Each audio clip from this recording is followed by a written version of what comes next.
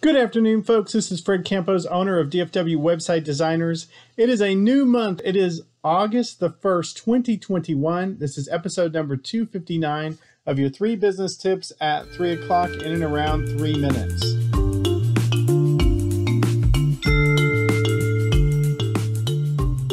Today, we're going to talk about meeting failures. I know I talked a little bit about the purpose of a meeting in episode number 130, but we're going to talk about a failed meeting. Now, hopefully you've never been involved in failed meetings, but let me tell you, here's some areas that they could fail in. We're going to talk about lack of purpose, groupthink, solo think. Before I was a small business owner, I worked for a corporation, got acquired by a corporation called Jack Henry Associates, very large banking software company. They believed and dealt with meetings all the time. So much so, as a manager, I was involved in about 80% of meetings. And I could so just slip my wrist. It was one of the reasons I could not wait to get out of corporate America. They had meetings to have meetings.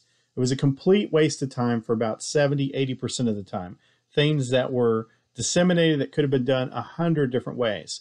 So what we're going to focus on is how you small business solopreneurs can be very effective in your meetings.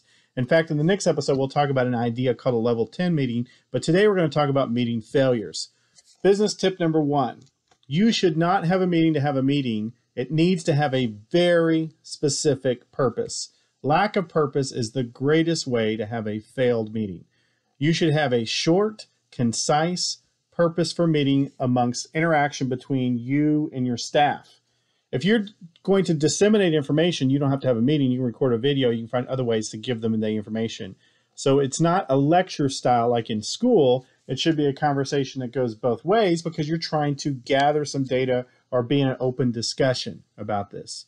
Business tip number 2, the second way to have a failed meeting is to have a group think where a group of people already have a preconceived idea of what it is they want to do, and they are not going to bend on it, and they're going to take over the meeting and get their agenda passed, right? That's called a group think failure. And in that, again, it's not good for open discussion or debate or trying to solve something that you need other people about. Business tip number 3 is the other opposite. It's where you have one person and you have a solo think.